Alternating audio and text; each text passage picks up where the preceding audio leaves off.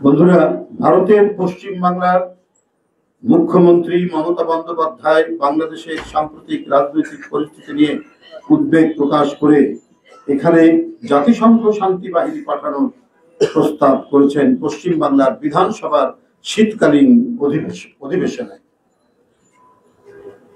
তাদের কি মাথা ব্যথা শুরু হয়ে গেছে বাংলাদেশ নিয়ে? বাংলাদেশে কোথায় অশান্তি ঘটছে? এদেশে যত অশান্তি ঘটেছে, যত রক্তপাত হয়েছে, যত খুনোখুনি হয়েছে, সব তো শেখ হাসিনার আমলে। একটা কৃত্রিম সংকট সৃষ্টি করার প্রচেষ্টা চলছে, আমরা বুঝতে পারছি। একটি ক্ষুদ্র গোষ্ঠীকে দিয়ে এই ধরনের অপচেষ্টা চালানো হচ্ছে, কিন্তু কোথাও বাংলাদেশের কোন এলাকা থেকে কেউ সাড়া দেয়নি, বিচ্ছিন্ন বিক্ষিপ্ত ভাবে। এবং এটা বোঝা যায় যে প্রকাশ্যে পার্শ্ববর্তী দেশ থেকেই এই উস্কানিটা আসছে, এবং এই উস্কানিতে কিছু স্বার্থান্বেষী মানুষ অশান্তি তৈরি করার চেষ্টা করেছে। সেটাও আস্তে আস্তে স্থিমিত হয়ে গেছে, এবং বাংলাদেশের জনসমাজে এর কোনো প্রভাবই পড়েনি। এখানে গণতান্ত্রিক পরিবেশ বিরাজ করছে, এবং চূড়ান্ত গণতন্ত্র অর্জনের জন্য আমরা আমাদের কাজগুলো করছি। অর্থাৎ একটি অবাধ সুষ্ঠু নির্বাচন যাতে তাড়াতাড়ি অনুষ্ঠিত করা যায়, সেই জন্য আমরা অন্তর্বর্তীকালীন সরকারকে আমরা বলছি, আমরা আহ্বান জানাচ্ছি, আমরা সমালোচনাও করছি। কিন্তু এই সমালোচনা করতে গিয়ে কেউ যে গায়েব হয়ে যাবে, কেউ যে অদৃশ্য হবে, গুমের শিকার হবে, সেই পরিস্থিতি তো নাই। গণতন্ত্রে আলোচনা আছে, প্রতিবাদ আছে, বিতর্ক আছে, দাবি উত্থাপিত হয়, আবার সমাজের মানুষ নির্বিঘ্নে পাশাপাশি সহাবস্থান করে। এখন অনেকটাই সেই পরিবেশ। এই শান্তিপূর্ণ পরিবেশকে অশান্ত করার প্রচেষ্টা কারা করছেন, এটা দেশবাসী জানেন, আন্তর্জাতিক সম্প্রদায় জানে।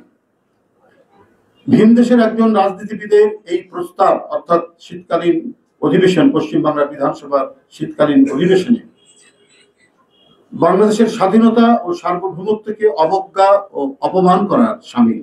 এটি একটি স্বাধীন দেশের উপর সরাসরি হস্তক্ষেপের করার হুমকি। বাংলাদেশের জনগণ পশ্চিম বাংলার মুখ্যমন্ত্রীর এহলো বক্তব্যে বিস্মিত ও হতভম্ব হয়েছে। এদেশের মানুষ পশ্চিম বাংলার মুখ্যমন্ত্রী মমতা বন্দ্যোপাধ্যায়কে একজন সেকুলার ও উদার দৃষ্টিভঙ্গির মানুষ হিসেবেই জানত। আজকের বক্তব্যে আবারও প্রমাণিত হলো কট্টর হিন্দুবাদী ও মমতা ব্যানার্জির মধ্যে কোনো পার্থক্য নেই। রসুনের গোড়া এক জায়গায়। ভারতের প্রায় অধিকাংশ রাজনীতিবিদই বাংলাদেশের মানুষের স্বাধীনতাবোধ ও নাগরিক স্বাধীনতাকে মান্য করে না। সেই কাতারে মমতা ব্যানার্জির অবস্থান পরিষ্কার করলেন। এরা নিজ দেশের অন্যায় দেখেও না দেখার ভান করে। গুজরাটের হাজার হাজার মুসলিম হত্যার সেই ট্র্যাজেডি আজও বিশ্ববাসী বিস্মৃত হয়নি। কাঁটাতারের বেড়ার উপর ফেলানির ঝুলন্ত লাশ এরা কি ভুলে গেছেন? ভারতের কেন্দ্রীয় সাম্প্রদায়িক শাসক গোষ্ঠীর সঙ্গে একই কোরাসে অংশগ্রহণ করে মমতা ব্যানার্জি বাংলাদেশের স্বাধীন মর্যাদাকে অগ্রাহ্য করেছেন তার এই বক্তব্যের মধ্যে দিয়ে। তবে আমরা এটাও বিশ্বাস করি, ভারতে একটি স্ট্রং মিডল ক্লাস আছে, সেখানকার সাধারণ জনগণ একটি গণতান্ত্রিক প্রক্রিয়ার মধ্যে তারা বসবাস করেছে বলে সেখানে তারা স্বাধীন মত প্রকাশ করতে পারে, স্বাধীন দৃষ্টিভঙ্গি তারা আছে। কিন্তু শাসক গোষ্ঠী নানা ধরনের চক্রান্তের ধোঁয়া তুলে কুয়াশায় আবৃত করে মানুষের দৃষ্টিকে অন্যদিকে ফেরানোর চেষ্টা করে। সেখানেও কিছু সংস্কৃত মানা মানুষ, গায়ক, শিল্পীরা বাংলাদেশের প্রতি যে অন্যায় হচ্ছে এবং ভারত যে অন্যায় করছে সেখানেও তারা তুলে ধরছে। আমরা সেটিকেও আন্তরিকভাবে তাদেরকে ধন্যবাদ জানাই যে না, সেখানেও কিছু মানুষ আছেন যারা সত্য কথা বলছেন। বন্ধুরা, পশ্চিমবাংলার মুখ্যমন্ত্রীর বক্তব্যে মনে হচ্ছে শেখ হাসিনার লুটেরা, খুনি, গুম ও নির্যাতনকারীদের পতন হওয়াতে তারা বিষণ্ণ বেদনায় মুষড়ে পড়েছেন। হত্যা, গুম, খুন, গণহত্যা, নির্যাতন, নিপীড়ন, গণতন্ত্র ধ্বংস করে দুর্নীতির মাধ্যমে লক্ষ লক্ষ কোটি টাকা বিদেশে পাচার করে দেশটাকে ধ্বংসের শেষ প্রান্তে নিয়ে গিয়েছিল শেখ হাসিনার নেতৃত্বাধীন দুরাচারী আওয়ামী ফ্যাসিস্ট সরকার। এখন শেখ হাসিনাকে পুনর্বাসনের জন্য ভারতের প্রচেষ্টার অন্ত নেই। এদেশের মানুষ বিশ্বাস করে বাংলাদেশ থেকে পাচার হওয়া লক্ষ লক্ষ কোটি টাকার একটি বিরাট অংশ বাংলাদেশের প্রতি বিদ্বেষ পরায়ণকারী ভারতের রাজনীতিবিদদের পিছনে খরচ করা হচ্ছে। যে টাকাটা পাচার হয়েছে তার একটি বিরাট অংশ ভারতে নিয়ে যাওয়া হয়েছে এবং সেখানে যে সমস্ত যারা বাংলাদেশের প্রতি বিদ্বেষ পরায়ণ সেখানকার নীতি নির্ধারক এবং রাজনীতিবিদরা তাদের পেছনে খরচ করা হচ্ছে। তা না হলে এখন এভাবে একযোগে বাংলাদেশ বিরোধী জিগির তুলছে কেন ভারতের রাজনীতিবিদ এবং নীতি নির্ধারকরা? এটা এখন সবার মনে এই প্রশ্নটা দেখা দিয়েছে। আমরা এর আগেও বলেছি, বাংলাদেশের রাজনীতিবিদরা যাই বলুক, তারা যে বাংলাদেশের স্বার্থের বিরুদ্ধে কাজ করেন তার প্রমাণ হচ্ছে শুধুমাত্র মমতা ব্যানার্জির কারণেই তিস্তা নদীর পানির চুক্তি বাস্তবায়িত হয়নি। এটা তো আপনারা সবাই জানেন। যতটুকু অগ্রগতি হচ্ছিল সেটাও বাধা দিয়ে বন্ধ করেছেন এই মমতা ব্যানার্জি। অথচ তিনি নিজেকে অসাম্প্রদায়িক বলেন, তিনি সেকুলার বলেন, তিনি উদার রাজনীতিবিদ হিসেবে তিনি মানুষের কাছে তিনি নিজের পরিচয় দেন, কিন্তু মনের গভীরে বাংলাদেশের প্রতি যে বিদ্বেষ এবং মনের গভীরে তারা যে কেউ প্রকৃতপক্ষেই সেকুলার নন, সেটা আজকে তার বক্তব্যে আবারও প্রমাণিত হল।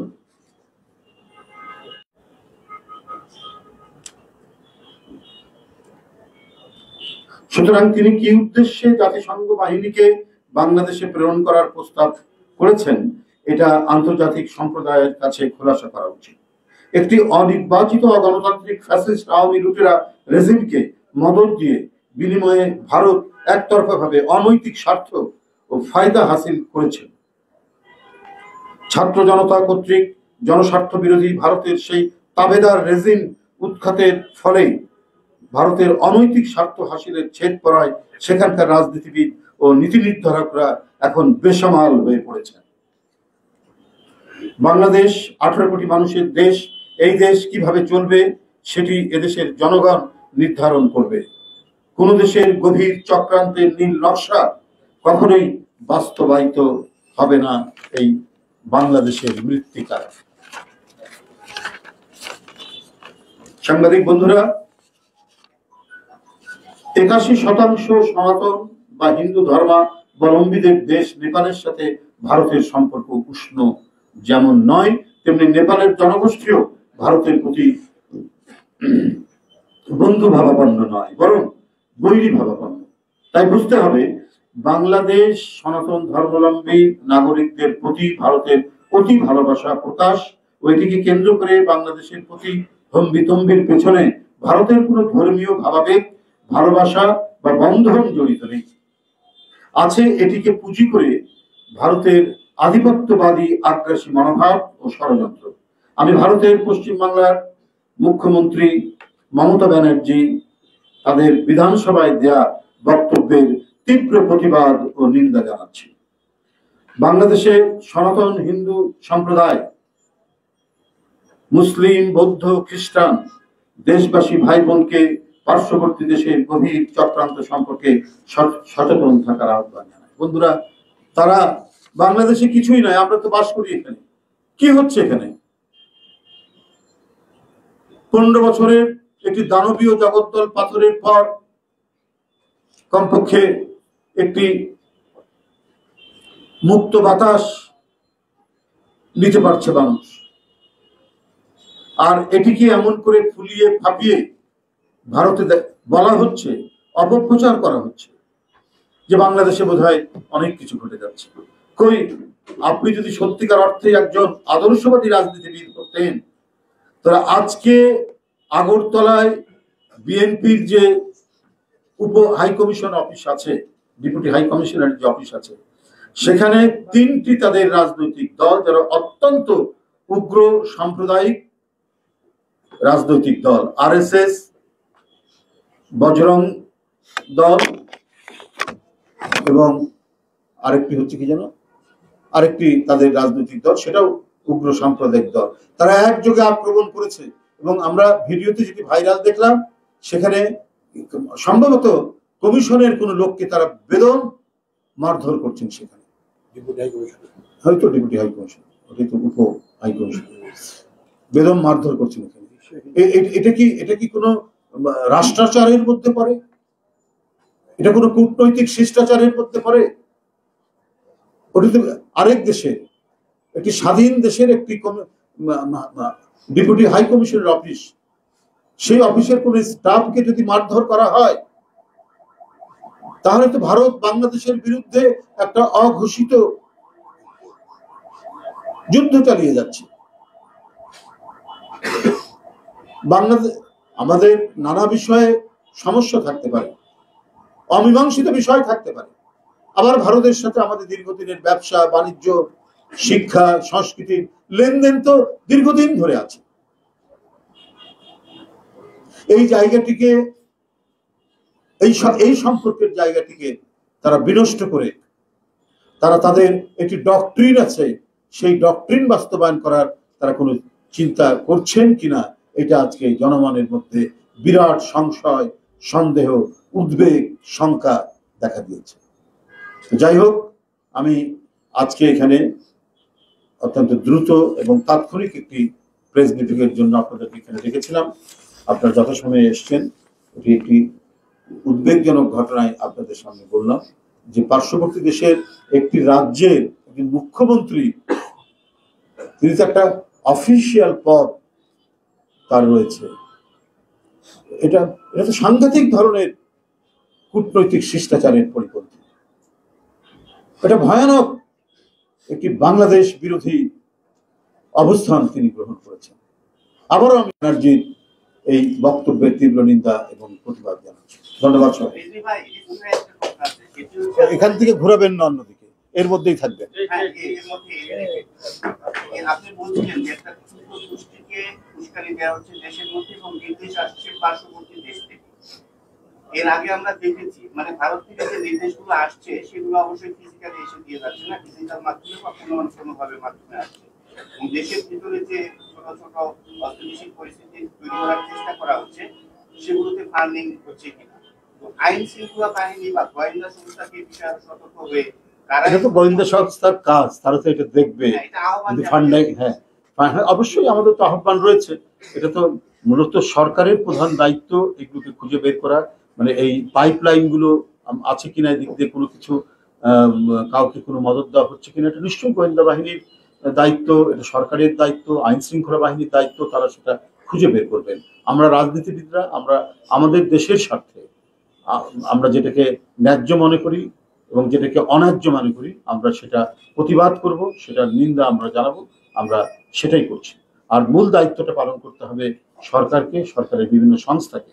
তারা খুঁজে বের করবেন যে কারা এটার সাথে আছে। কিন্তু অবস্থা দৃষ্টে এবং বিভিন্ন যে ঘটনাবলী এর মধ্যে যেটা ঘটেছে, তারা দাবি করছেন, অথচ মারা যাচ্ছে সাইফুল ইসলাম নামে একজন আইনজীবী।